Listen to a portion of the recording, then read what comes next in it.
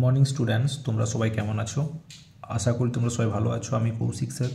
আজকে আমি তোমাদের সঙ্গে আলোচনা করব class 3 my smart book of English বইয়ের লেসন 14 ভেহিকেলস অন ওয়াটার অ্যাক্টিভিটির 5-এর দাগ, 6-এর দাগ, 7-এর দাগ, এই গ্রামার থেকে 1-এর দাগ। ঠিক আছে, তোমরা সবাই মন দিয়ে ভিডিওটি দেখবে।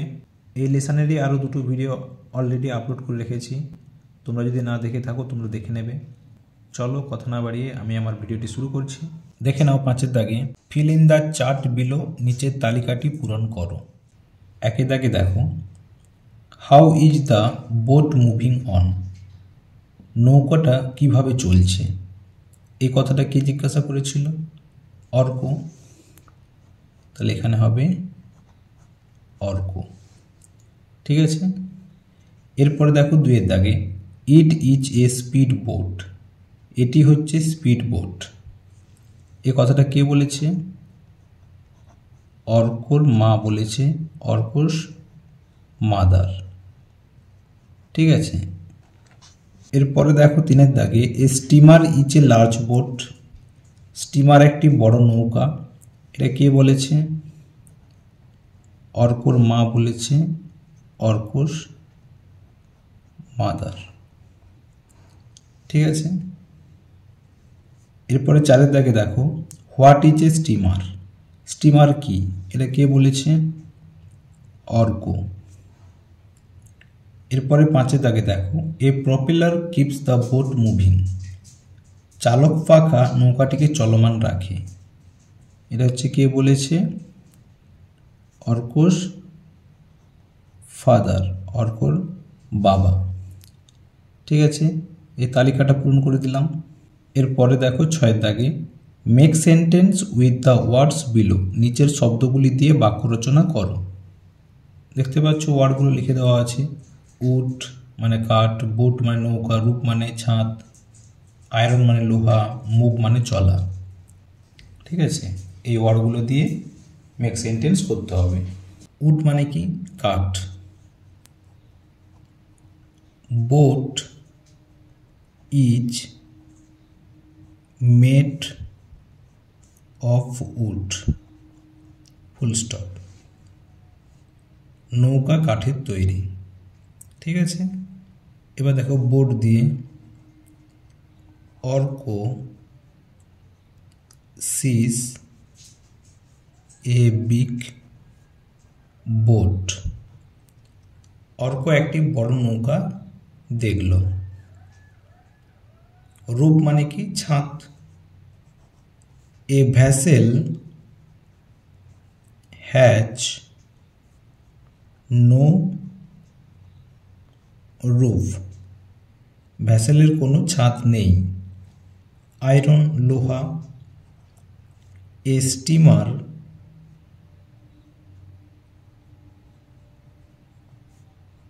Is made of iron, steamer লোহার তৈরি। এরপরে দেখো move, steamers move on by steam power, স্টিমারগুলি বাষ্প শক্তির দ্বারা চালিত। ঠিক আছে, আমি মেক সেন্টেন্সগুলো করে দিলাম। এটা বাদ দিয়েও আরও অনেক রকমভাবে মেক সেন্টেন্স তৈরি করা যায়। তোমরা যদি করে থাকো নিজেরা আমাকে কমেন্ট করে জানিয়ে দেবে। এরপরে দেখো 7-এর দাগে from the help box choose the words opposite in meaning to the words given in column A, write them in column B, you may use a dictionary. স্তম্ভ এতে দেওয়া শব্দগুলোর বিপরীতার্থক শব্দ হেল্প বক্স থেকে বেছে নাও, সেগুলি স্তম্ভ বিতে লেখো, অভিধান ব্যবহার করতে পারো।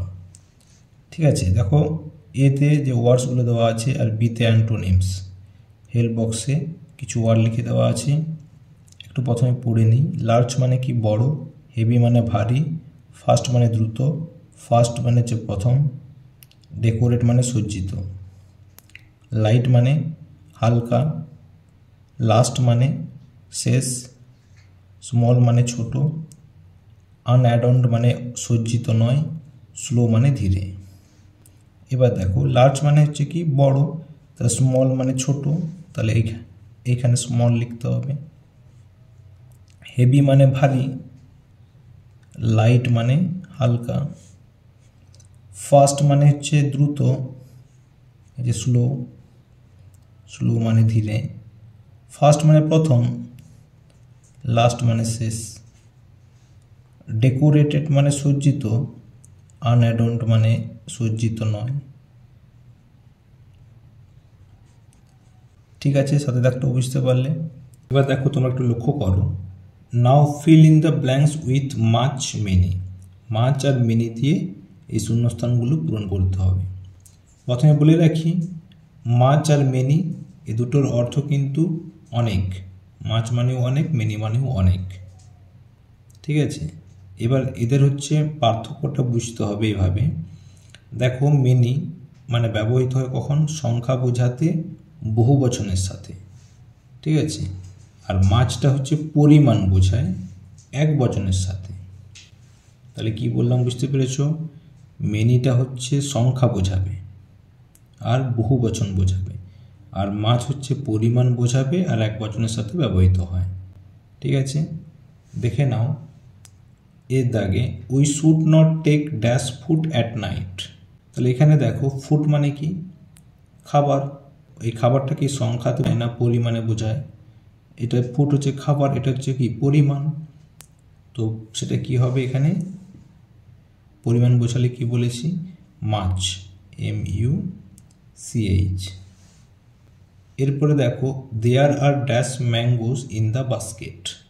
তাহলে ম্যাঙ্গো মানে আম, এগুলো কি গোনা যায় সংখ্যাতে, তাই না?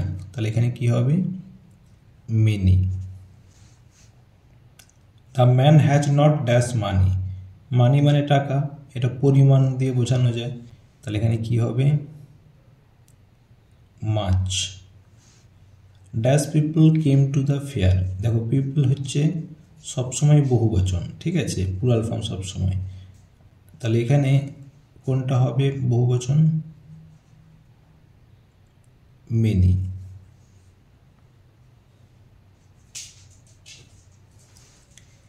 দেয়ার is not dash water in the bottle. তাহলে এখানে ওয়াটার মানে কি জল, জলটা কিসে বোঝায়, পরিমাণ, তাই না? তাহলে এখানে কি হবে, পরিমাণ হলে মাছ।